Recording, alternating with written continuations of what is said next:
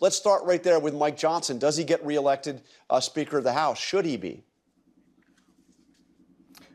Yes and yes. The fact is that Mike Johnson inherited a disaster when Matt Gaetz and several of my colleagues teamed up with 208 Democrats to remove Kevin McCarthy, which will go down as the single stupidest thing I've ever seen in politics.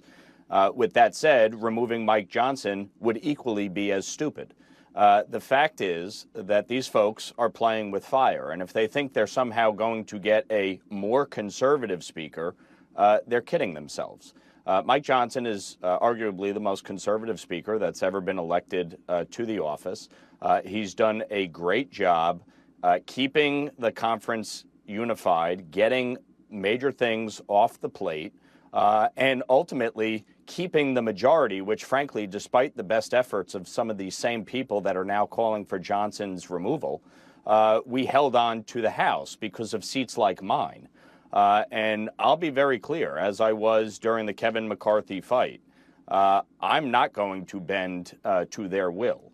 So if they think somehow that they are going to end up in a stronger position by removing Mike Johnson, they're not. I think the bottom line here is this. Donald Trump has been given a mandate to govern. He's been given majorities in the Senate and the House. And we have a lot of work to do on behalf of the American people with respect to the economy, with respect to the border, with respect to energy policy, and the foreign affairs disaster that has been left on Donald Trump's doorstep by Joe Biden and Kamala Harris.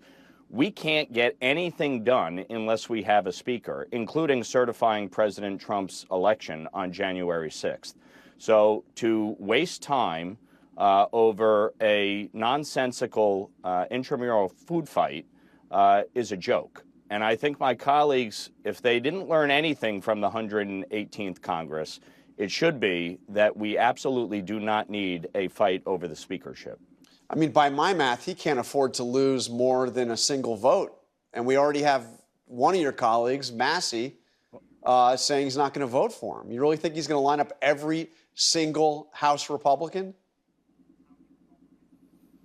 Well, first of all, you're going to have 219 members on January 3rd, assuming Matt Gaetz doesn't show up, and I guess that's a big assumption. But you have 219, you need 218.